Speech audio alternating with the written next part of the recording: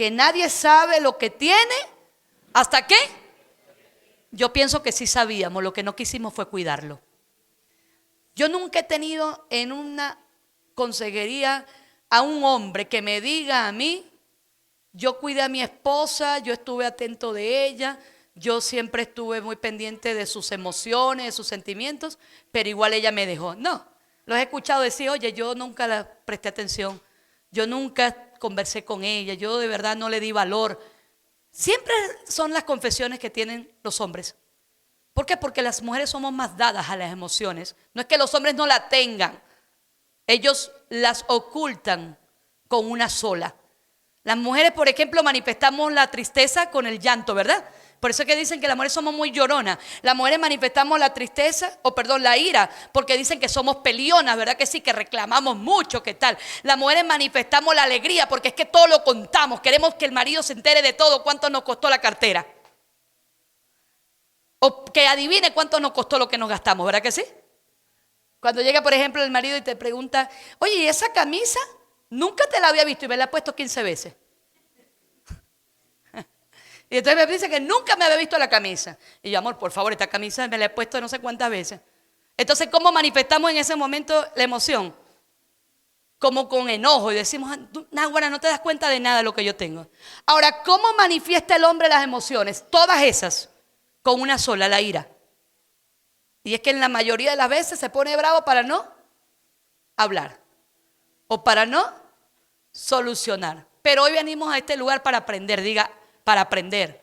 ¿Aprender a qué? A enamorarnos de la vida. Porque si usted de repente, el que viene aquí, escucha solamente que Dios lo quiere bendecir, pero no sacamos lo que necesitamos sacar para que realmente se active esa bendición, entonces este no es el lugar que usted necesitaba hoy.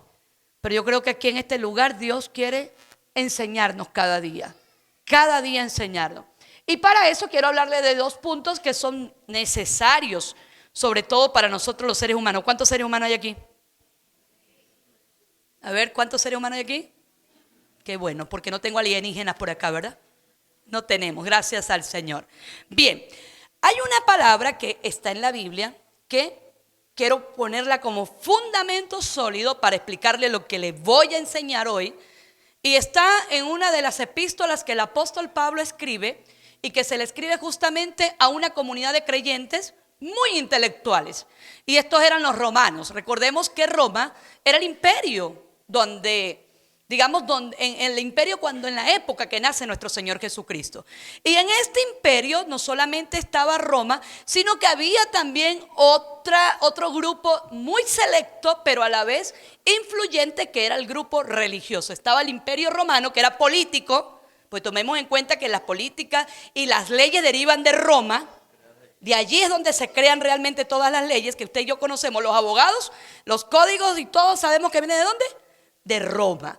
Y que en el entonces estaba también un grupo de religiosos que eran, digamos que dos poderes juntos: el poder político y el poder religioso, y ambos se coaccionaban. ¿Por qué? Porque si entendían algo los romanos, eran que los religiosos tenían influencia en la sociedad, y aún la tienen. Aún hay mucha gente inmersa en la religión que de una u otra manera tiene influencia en la sociedad. ¿Por qué? Porque la religión, y aquí les voy a explicar esto, yo sé que aquí me meto en problemas con algunos religiosos porque les cae mal que yo diga cosas como esta. Si hay algo que tiene la religión,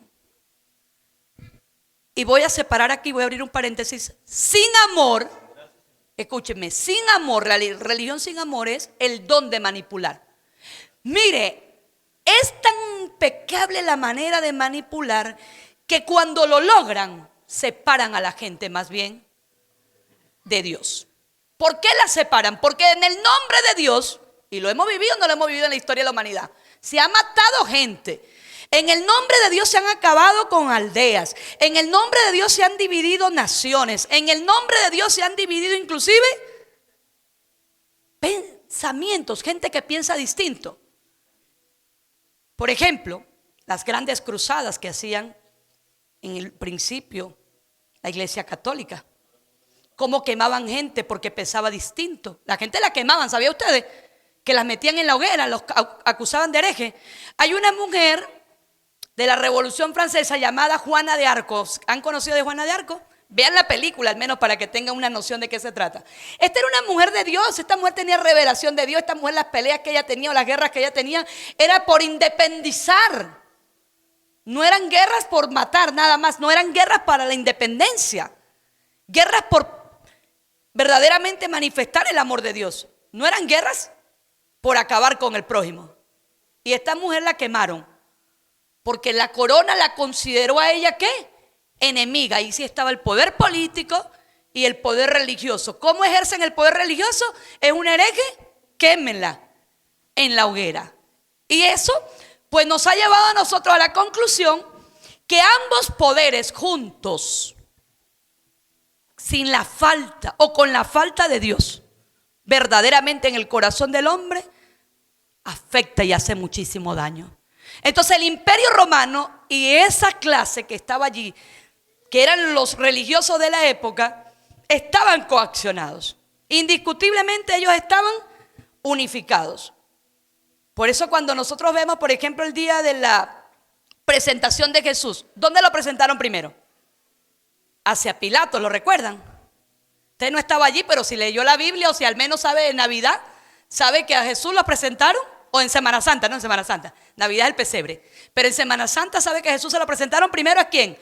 A Poncio. ¿Quién era Poncio Pilato en el momento? ¿Un gobernador de quién?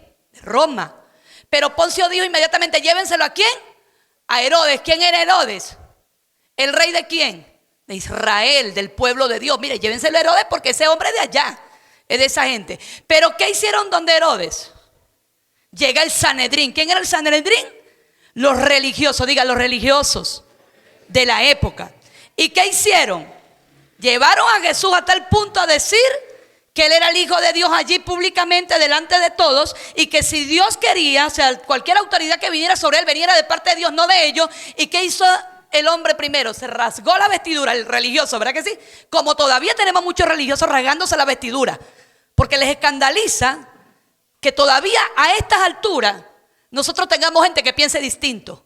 Gente que diga, ya va, yo no creo en el evangelio de esa manera. Yo creo en el evangelio de poder, de verdad, de salvación. Y yo creo en un evangelio de transformación. No de cambios externos, sino de cambios internos del corazón del ser humano. De gente feliz. Porque si usted quiere ver gente infeliz, véalo dentro de las religiones. Gente infeliz, gente que no es feliz porque no vive su propia vida. Están más pendientes de la vida ajena, pendientes de que aquel no cambia, que este sí tal cosa, que este es pecador, que aquel, o sea, no es feliz. Yo sé que hoy se van a tumbar unas cuantas vacas sagradas todavía de nosotros, que todavía tenemos por ahí, guardaditas porque las preferimos guardarlas antes de negar que necesitamos verdaderamente un cambio y una transformación. Se rasgan las vestiduras y dicen blasfemias dicho. ¿Y qué era considerado entonces la muerte para este hombre? Porque había hecho ¿qué? Diga blasfemia. Porque supuestamente para ellos Jesús estaba predicando de Dios, pero Jesús estaba alejado de Dios. Y Jesús, nosotros sabemos claramente que era Dios mismo entre los hombres, mostrando compasión y mostrando amor. Porque eso fue lo que Jesús vino a la tierra. Primero entregar su vida por nosotros, pero antes de eso, mostrarnos su amor, el compromiso que Él tenía con cada uno de nosotros los seres humanos en esta humanidad. Amén.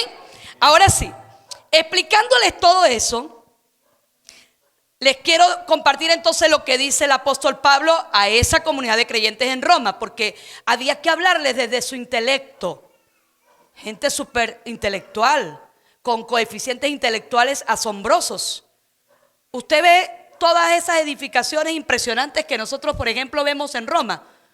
Eso era ingeniería, mire, una cosa impactante, igual que los egipcios. Esas grandes pirámides, ¿usted cree que eso sale de dónde? Ingenieros, ingenios, mente, una mente impactante de esa gente. O sea que tenían un coeficiente intelectual súper alto. Ahora, Pablo le escribe a la iglesia que está en Roma y le dice lo siguiente en el capítulo 12. Vamos a abrir la Biblia para que usted sepa que lo que yo le voy a decir hoy está fundamentado en la palabra. Romanos capítulo 12. Quiero leerle unos versos del capítulo 12, verso 1. Y dice el apóstol Pablo, tiene como antetítulo, dice deberes cristianos. ¿Qué es un deber? A ver, ¿qué es un deber? Ay, aquí hay gente. No me dejen sola, por favor. Porque usted de repente se siente ahí como que, oye, ya está dando una explicación ahí muy técnica. Y si yo digo algo y no se parece, no me interesa lo que usted diga en el sentido de que si es técnica o no es técnica. Quiero solamente el contexto. ¿Qué es un deber? Es una obligación.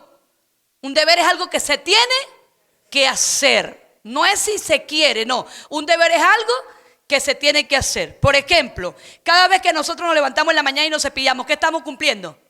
Un deber. Porque si usted no se cepilla, ¿qué va a pasar? Primero se dañan los dientes. Pero lo otro que usted va a hacer es que usted no va a querer hablarle a la gente de cerca, porque usted sabe que no cumplió con su deber. A veces nos pasa que nos paramos sin crema dental y uno no haya que hacer, y pelamos, ¿por qué? Por la sal, ¿verdad? Y metemos sal. O viajamos y se nos quedó el cepillo de dientes, ¿verdad? ¿Y qué agarramos? Así sea la crema, ¿verdad? Pero es un deber, lo hacemos, ¿por qué? Porque estamos obligados a hacerlo, porque eso forma parte de los deberes. Entonces acá Pablo le dice, así que, hermanos, os ruego por las misericordias de Dios que presentéis vuestros cuerpos en sacrificio vivo, santo, agradable a Dios, que es vuestro culto racional. Aquí Pablo, mire, muy intelectualmente le habla de la presentación de un cuerpo. ¿Qué es un cuerpo? A ver, ¿qué es un cuerpo? ¿Cuántos aquí trajeron su cuerpo hoy? La mayoría trajimos el cuerpo. Pero hay quienes la mente la tienen en otro lado. Pero aquí lo importante es que hoy trajimos el cuerpo, ¿verdad que sí? Este es el cuerpo, la materia, lo que se ve. Ahora, pero le dice que lo presenten vivo. ¿Qué quiere decir esto? En movimiento. ¿Cuántos tienen el cuerpo en movimiento? ¿Cuántos no se querían ni mover de la cama? Hay momentos que yo no me quiero ni mover de la cama. De verdad, lo menos que yo quiero es sacar el cuerpo de la cama, pero hay que sacarlo. ¿Por qué? Porque había que presentar el cuerpo. Pero aquí la palabra que verdaderamente es el deber de todo hijo de Dios, por eso es un deber cristiano, dice que debe presentarse santo, agradable a Dios, que es vuestro culto racional. ¿Qué es lo que está diciendo entonces el apóstol Pablo? Que lo que hacemos con el cuerpo lo tenemos que hacer voluntariamente, racionalmente, con conciencia. Y después le dice, no se conformen a este siglo, sino transformaos por medio de la renovación de vuestro entendimiento, para que comprobéis cuál es la buena voluntad de Dios, agradable y perfecta. Ahora, ¿cómo se comprueba esa voluntad? Diga, en mi mente, cuando la renuevo. Porque aquí habla de la renovación de la mente. Y aquí es donde le voy a hablar entonces de la parte científica, porque ya pusimos el fundamento espiritual para decirte que intelecto o coeficiente intelectual e inteligencia emocional son completamente distintas. Primero, el coeficiente intelectual ya sabemos que es el grado de inteligencia que tienen los seres humanos para hacer una u otra cosa. Por ejemplo, los creadores de las bombillas, hay quienes dicen que ellos, buscando hacer otra cosa, llegaron a esto. Bueno, hay algunos casos que sí, que ellos lo comentan, no, nosotros estábamos buscando era hacer tal cosa y nos salió fue esto, sí, pero la mayoría no fue así. La mayoría sabían lo que estaban buscando y por eso es que se dieron muchísimos intentos. Por ejemplo, que yo siempre lo menciono para los muchachos que están acá y los adultos, que muchas veces ni sabemos de quién inventó esto, de dónde salió este ingenio. Thomas Edison es el creador de estas bombillas que nosotros tenemos, y Thomas Edison, según su biografía o según lo que nos habla a nosotros de la parte de él como inventador o como inventor, es que él hizo 10,000 intentos para poder nosotros tener estas bombillas eléctricas. Quiere decir que su coeficiente intelectual estuvo en desarrollo. ¿Por qué? Porque a medida que usted use más su inteligencia, ¿qué va a hacer? Aumenta. Yo soy amante a la lectura, a mí me gusta mucho la lectura, pero hoy en día escucho más que leer, o sea, que leo. ¿Por qué? Porque mi vista ya no es como cuando yo comencé a leer. Entonces ya ahorita yo me canso mucho de leer y escucho, pero no me canso de escuchar. Me gusta escuchar bastante. Y anoche estaba en una maestría, pues estoy estudiando, estoy haciendo una maestría y tenía que ver con lo que son las técnicas del aprendizaje y saber que las personas no aprenden igual y que no existe la gente que sea igual y que no piensan igual. Por eso es que mucha gente se frustra dentro de las congregaciones y dice, pero si todos escuchan el mismo mensaje, ¿por qué la gente no cambia? Porque no todos aprenden de la misma manera o no todos reciben el mensaje de la misma manera. Punto número 1 importante para aquellos que siempre están pendientes que por qué aquellos no cambian. ¿Cómo lo estás recibiendo tú? Entonces ese coeficiente intelectual se desarrolla a medida que se crece. Yo le estaba compartiendo a mi papá acerca que tuve clase, ¿no? Y él me pregunta, ¿y a usted todavía se le quedan las cosas? Si usted ya casi va a cumplir 50 años. Yo no, papá, ¿ahora es cuándo? Porque ahora no solamente tengo el coeficiente intelectual, ahora tengo la sabiduría que Dios me da. Y todo lo que yo escucho se me queda. Todo, absolutamente todo. Por eso es que es importante esto que dice el apóstol Pablo. No se conformen a este siglo, renueven la mente día a día para que puedan comprobar cuál es la voluntad de Dios, que es buena, agradable y perfecta. Y le explico por qué. Ahí entra el punto. Porque si se me queda todo lo que escucho, ¿usted sabe cuántas noticias malas uno escucha todo el día? ¿Cuántas cosas negativas escuchamos internas y externamente? Ahora imagínense si se me queda todo lo que yo escucho. Entonces, ¿qué es lo que tengo que hacer? Renovar por la palabra del Señor cuál es la voluntad de Dios, que es buena, es agradable y es perfecta. Listo, ponemos el punto acá. Y comenzamos a hablar de lo que Dios me dijo que le hablara hoy. Enamorarse de la vida.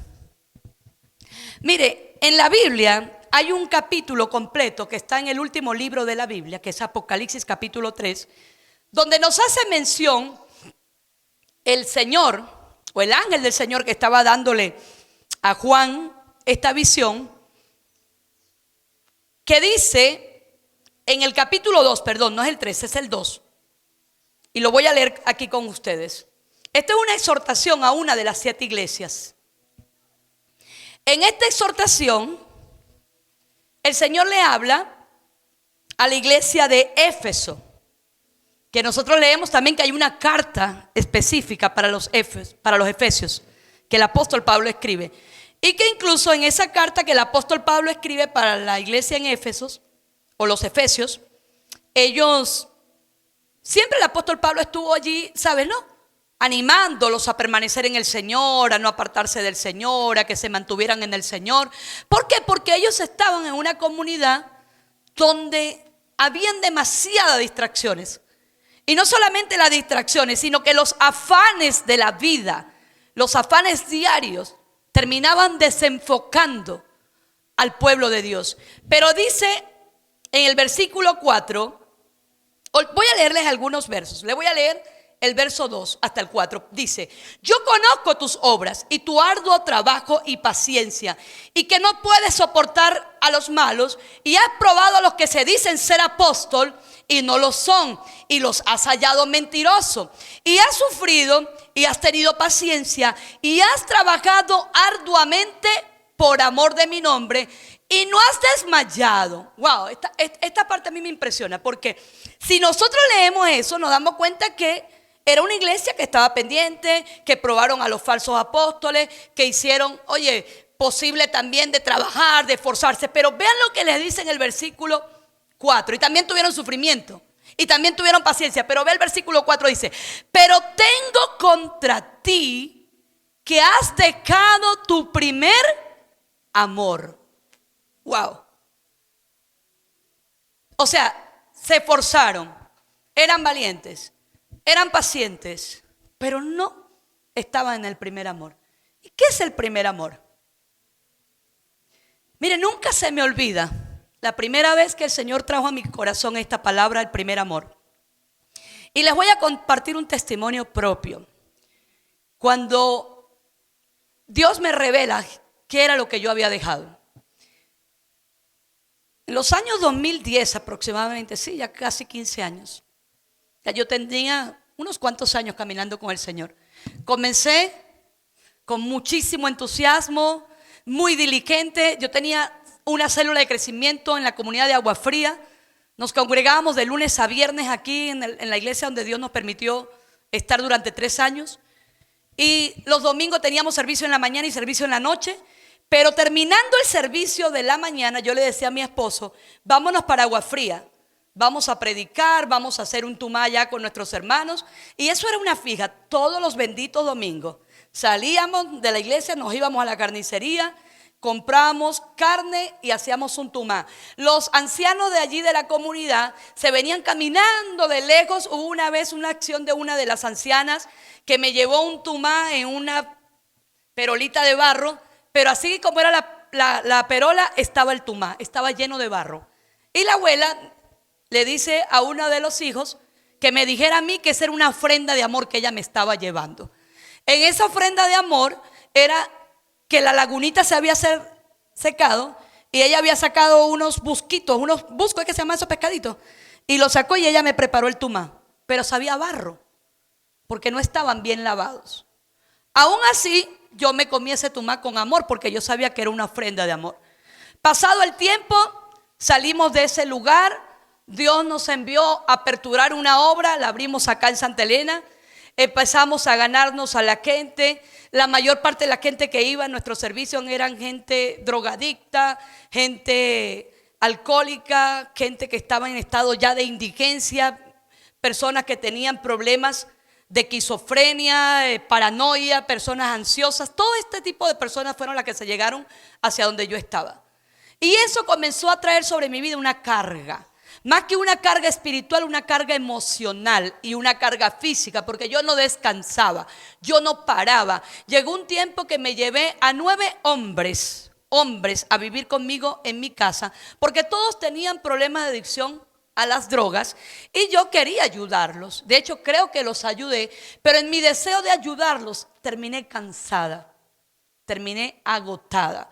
Y todas estas cosas comenzaron a influir en mi vida desde un aspecto negativo, que ya yo comencé a hacer las cosas por hacerlas. Seguía predicando, seguía vigilando, seguía ayunando, seguía orando, pero emocionalmente estaba desbastada.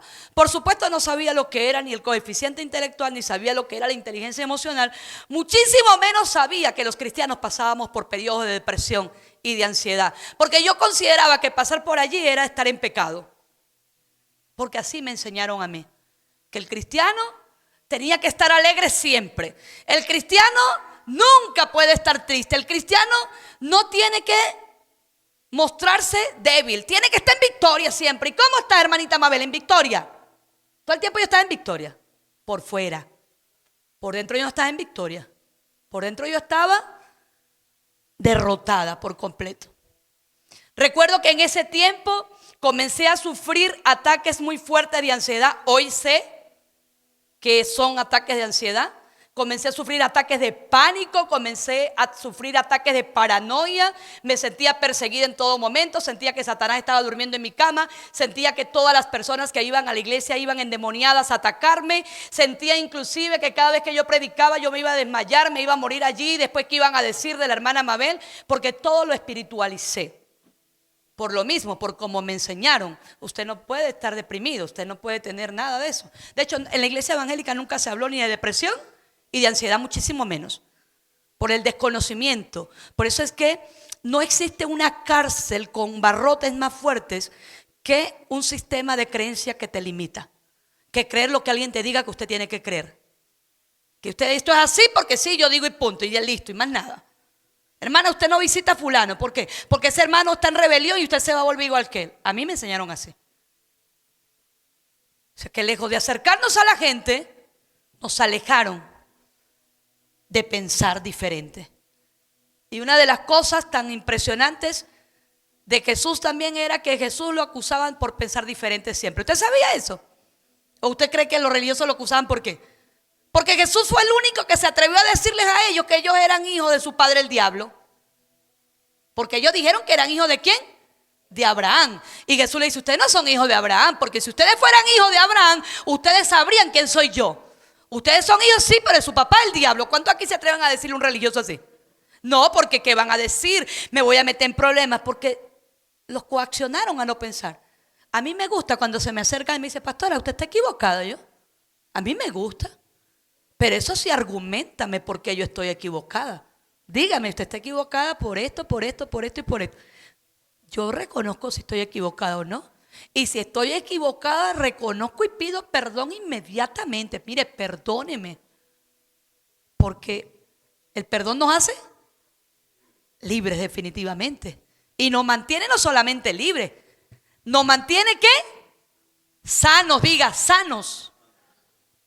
Entonces, en ese mover que yo me mantuve, yo pasé aproximadamente unos 3 años en esa situación. Mire, ya yo predicaba porque yo conocía Biblia. Porque yo conocía Biblia, por eso yo predicaba. Yo funcionaba con el don que Dios me había dado, porque los dones son irrevocables. Pero cada vez que yo salía de un servicio, yo salía en mi casa triste, abatida, decepcionada, cansada. Yo decía, ¿será que no le gustó lo que yo dije? ¿Será que a los hermanos les gustó? No les gustó. Y si los hermanos no vienen más. Y dígame cuando empezaba a irse la gente. A Jesús también se le fue mucha gente. ¿Usted sabía eso? El día de la presentación con Barrabás, ¿a quién quieren? ¿A Jesús o a Barrabás? ¿Y qué decía la gente? ¿A Barrabás? ¿Qué se le hizo a la gente? Se le fue. Jesús hubiese renunciado, pero él no renunció. Y a mí me pasó igual. Yo creí, o sea, no me pasó igual que Jesús. Yo quería que la gente no se me fuera y por eso yo no me iba.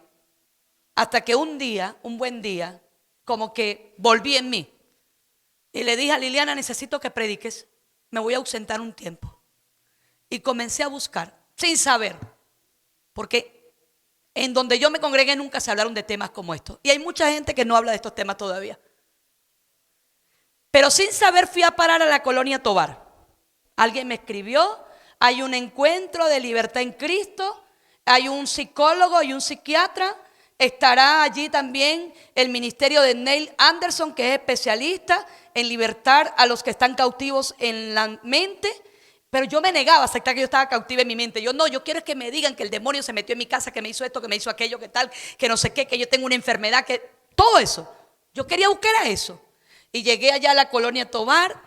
Estando allá, yo me daban las crisis de ansiedad. Mire, yo sentía que el corazón se me iba a salir. Yo sentía que me iba a desmayar. Yo miraba a la gente y yo sentía que toda la gente como que se iban. Me sentía sola. Lloraba sin darme cuenta porque lloraba. Agarraba unos ataques de ira y no sabía ni por qué. No tenía satisfacción, no tenía sentido de vida. No tenía absolutamente nada. Yo lo había perdido todo. Total que salgo de allá de la colonia Tovar. No pasó nada. Llego a la casa de un apóstol ahí en Puerto Ordaz y él me veía que yo no dormía porque yo pasé noches sin dormir, meses, no te estoy hablando de noches, meses que yo no pegaba un ojo. Y yo rogaba que amaneciera, yo quería que saliera el sol, pero ¿para qué? Para nada, para seguir en lo mismo. Porque la noche se hace muy larga cuando uno tiene esos ataques. Y recuerdo que mi esposo incluso, bueno, el apóstol llega y me dice así, hija, yo no sé qué está pasando contigo, pero acuérdate de mí cuando estés en tu gloria, me dijo así. Yo no entendía, yo estaba molesta. Me voy para Cabanallén con mi esposo que se va de comisión y me dice, amor, ven para que descanses. Allí en Cabanallén nos quedamos en la parte donde está ¿cómo se llama, Edelka? Allí a mí me atendieron como una reina. Allá había un chef de cocina y el hombre me preparaba todas las comidas dietéticas porque mi estómago se inflaba, se desinflaba, se inflaba porque nuestro estómago es el segundo cerebro que nosotros tenemos. Y ahí sentimos todo, ardor, acidez, inflamación, falta de tranquilidad, porque la ansiedad me estaba matando. Y estando allí mis pensamientos eran, ¿y si me da un ataque aquí? ¿Y cómo me sacan de aquí? Y nadie me va a poder llevar, un helicóptero no me va a sacar. Todo eso eran mis crisis. Salí de ese lugar, me voy para Caracas, para el hospital militar, porque tenía mi seguro militar. Me vio el neurólogo, el cardiólogo, el gastroenterólogo, el psicólogo, no, me vio el ginecólogo, el mastólogo, el neumonólogo, todos me vieron. Hasta el lampaciólogo me vio cuando yo pasé por allí. ¿Qué es el lampaciólogo? El que pasa el lampazo. Hasta ese me vio por ahí. Me hicieron una resonancia de cerebro, porque como no me conseguían nada, yo decía, es que yo me caí mucho cuando yo era niña. Yo tengo un tumor en el cerebro. Y me hicieron una resonancia. Hasta que un coronel que era el neurólogo se me queda mirando así, un coronel militar. Mira, chama, me dijo así, búscate un amante, ¿vale? Y se te quitan todos esos rollos que tú tienes. Vete para La Guaira. cómprate una piña colada, ¿vale? Tú vas a ver que todo se te pasa, todo está aquí en tu mente. Yo me molesté con ese tipo. Este tipo está loco. Hasta que yo leí la historia o un escrito de Bucay, un psicólogo, que tiene ese escrito que dice: búsquese un amante, porque ya le perdiste sentido a la vida. Y ese amante no necesariamente era una pareja, era algo que te levantara. Allí yo descubrí algo, que ese amante que yo tuve un día, que era esa dependencia y ese crecimiento espiritual que yo tenía, yo lo había dejado, que era lo que me hacía mantener con vida. Y ahí el Señor me lleva a la revelación de ese capítulo. ¿Quién era el primer amor? Llegué a Santa Elena. Me llevaban cada rato al hospital porque yo sentía que me estaba muriendo. ¿Ah? No. Jessica una vez vino conmigo en bus. Jessica venía. Jessica testifica de eso. Yo venía de Caracas y Jessica venía conmigo. Y me dio una crisis de ansiedad tan fuerte que mi cuerpo involuntariamente, porque ya tu cuerpo no responde, tu cerebro tiene la facilidad de engañarte de una manera tan tremenda que te hace creer cosas que no son. Por eso es que el 95% de las cosas que pensamos nunca van a suceder. Y Jessica sabe que a mí me bajaron en Tumerem para meterme en una clínica porque yo comencé a doblarme todo. Ya mi cuerpo no aguantaba. La falta de sueño, la falta de descanso llevó a que mi cuerpo se colapsara. Y tuve que quedarme 2 días en Tumeremo. ¿Y sabe qué me pasa a mí por la mente allí? Van a venir, con una urna, me van a llevar para allá, mi esposo va a llorar. Todo eso me pasaba por la mente. Pero vean dónde cierra ese capítulo de mi vida, para hacérselos más corto, porque esto que yo les cuento a ustedes es nada de lo que yo viví. Partecita apenas, porque sé que estoy edificando muchas vidas aquí hoy. Yo llegué un día con una crisis tan horrible que yo sentía que había perdido el sentido de la vida. Ya yo me quería morir. Y yo le dije al Señor: Señor, mátame de una vez. Le dije así. Yo estaba brava. Mátame, yo quiero que me mates. Y si no me matas, yo me voy. Agarré mi camioneta. 11:45 de la noche. Y agarré toda esa vía. Mi esposo trabajaba en la cuarentenaria. Yo no iba para donde él. Yo iba a matarme. Llegué a la curva de Escamoto, que es conocida como la curva del parrandero. Y lo primero que vino a mi mente fue: me estrello ahí, me muero. Ahí no va a quedar nada. Pero en ese instante se encendió mi reproductor y comenzó a sonar una canción de Orellana que decía: úngeme, Señor, úngeme, que yo pueda ver lo que estás haciendo en mí. Yo no estaba viendo lo que Dios estaba haciendo con mi vida. Agarré y me fui como alma que lleva el diablo, porque mi alma iba endemoniada en ese momento. Y me metí a la cuarentenaria y a millón por toda esa carretera. Yo siempre fui temerosa del puentecito ese de hierro, pero yo no le tenía miedo a nada. Yo no sé ni cómo pasé. Y llegué y me le tiré los brazos a mi esposo y le pegué un grito y le dije: he perdido el gozo de la salvación. Esas fueron mis palabras. Yo había perdido el gozo de la salvación. Ya yo estaba predicando por predicar, ya yo me congregaba por congregarme, ya yo hacía las cosas por hacerlas, ya yo no le encontraba sentido realmente a mi vida. Estaba mintiendo porque al no decir lo que yo realmente sentía y no buscar ayuda, yo me creía autosuficiente. Estaba hablando de experiencias espirituales cuando las experiencias que yo tenía eran solamente demoníacas, porque el diablo me hablaba constantemente al oído, me decía: tú no sirves, tú nunca te vas a poder levantar. Y yo le había creído al diablo todo eso. Yo había creído que era verdad lo que él me decía. Y en ese día comenzó mi proceso de levantarme. Mire, yo era una persona que a mí no me gustaba ni siquiera que llegara mi fecha de cumpleaños, porque yo vivía tan insatisfecha con la vida que para mí cumplir años era como una maldición. Era como que la gente se me acercaba nada más por hipocresía. A mí no me gustaba que nadie me viniera a decir: ay, felicidades, porque yo decía: qué felicidad si eso ni siquiera son felices ellos, porque era lo infeliz que yo vivía. No eran ellos, era yo. El problema nunca estuvo afuera, el problema siempre estuvo dentro de mí. Y comencé a recuperar paso a paso mi vida. Comencé a recuperar ese primer amor que yo sentía por el Señor. Comencé a apasionarme por Dios otra vez, a enamorarme, a hacer las cosas por amor, a vivir por amor, a servirle a la gente por amor, a servirle a la gente aun cuando no me sirvieran, a amar a la gente aun cuando no me amara. Comencé a despertar nuevamente en las madrugadas y tener mis citas románticas con mi Señor. Comencé nuevamente a estudiar la Biblia, comencé a escuchar las canciones que a mí antes me habían levantado, las canciones que me motivaban, porque ese era mi primer amor. Así había sido mi primer amor con mi Señor, con canciones que me enamoraban de Él, con la lectura de la palabra que me apasionaba. Mire, ya yo había perdido inclusive el sentido de la vida en el mundo espiritual a tal punto que yo abría la Biblia y ahí la cerraba. Ay, no, qué fastidio. Ay, me da sueño. Yo no sé, ya hasta predicar para mí ya era como aburrido. Eso había sido perder el primer amor. Una cita para evangelizar, ay, no. Servirle a la gente. Ese mi esposo me decía, amor, hay un hermano que me llamó, que está en el terminal, que tal, para ir a buscarlo. Yo, no, amor, yo no. No estoy sirviéndole a nadie, yo estoy cansada, yo tengo años metiendo gente en mi casa. No, ya no quiero más nadie, no, que vayan por otro lado. La sensibilidad de lo que dice la Biblia, cuando nosotros hospedamos, cuando nosotros servimos, cuando damos de comer. Yo había perdido el primer amor, porque sí sabía hacer cosas, pero sin amor. Le había perdido sentido a la vida. Vivía con una vida llena de insatisfacciones, con una vida llena de envidia. Ay, yo quisiera estar como está aquel. A mí me gustaría tener el ministerio que tiene aquel. Ay, a mí me gustaría el esposo que tiene aquella. A mí me gustaría el carro que tiene aquella y la casa que tiene aquella. Porque dejas de agradecer por lo que tienes y comienzas a ver lo que otro tiene. Ay, si la iglesia mía estuviera por allá en Brasil, tuviéramos una iglesia grandísima, porque aquí ni gente hay. Esto es un pedazo de pueblo.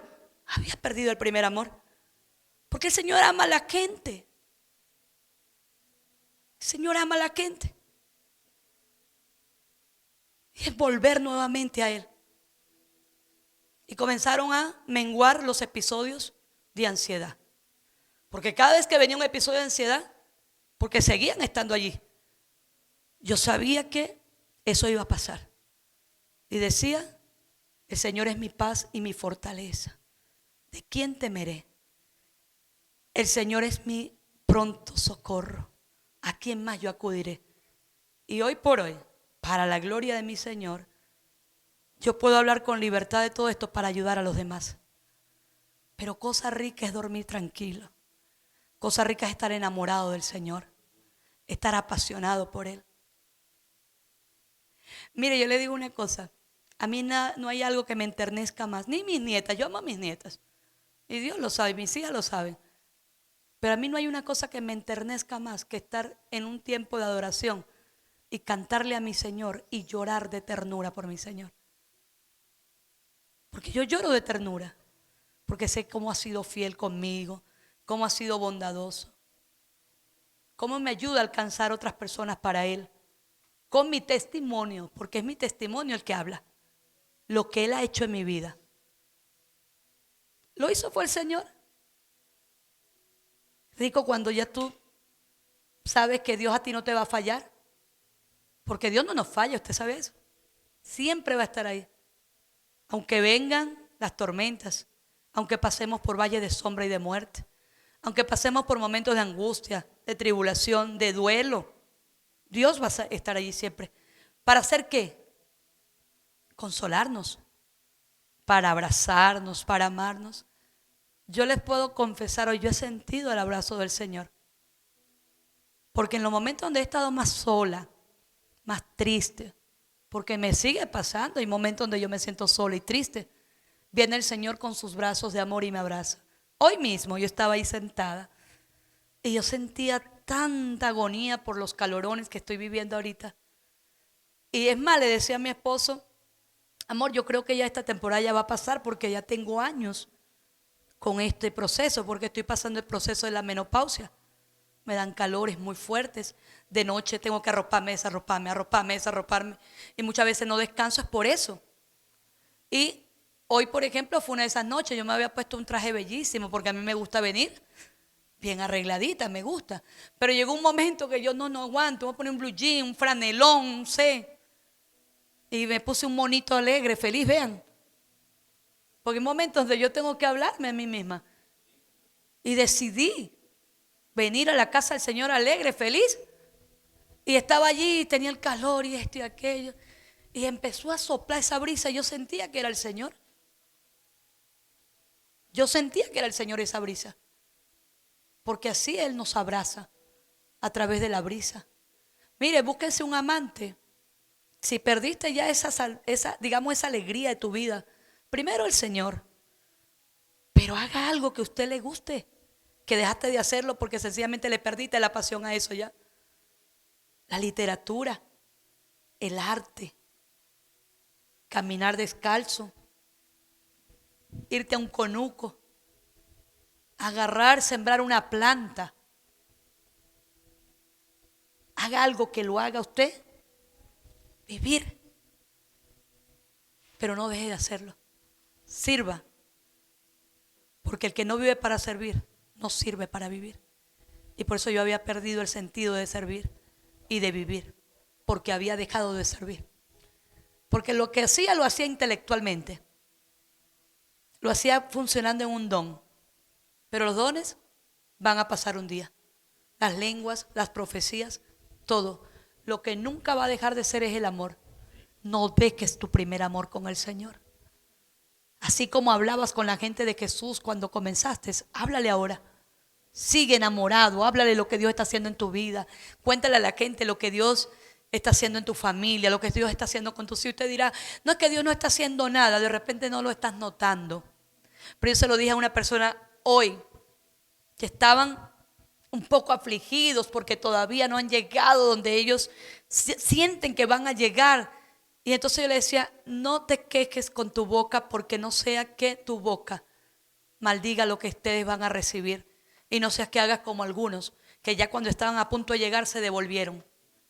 Estamos a punto de llegar, recuerda eso. Jesús viene pronto nuevamente por nosotros. Así que no desistas, no desistas.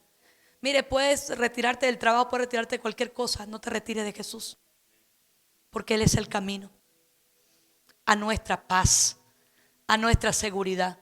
En este mundo vamos a tener aflicciones, claro que sí, pero enamórese de la vida, porque la vida es Cristo Jesús.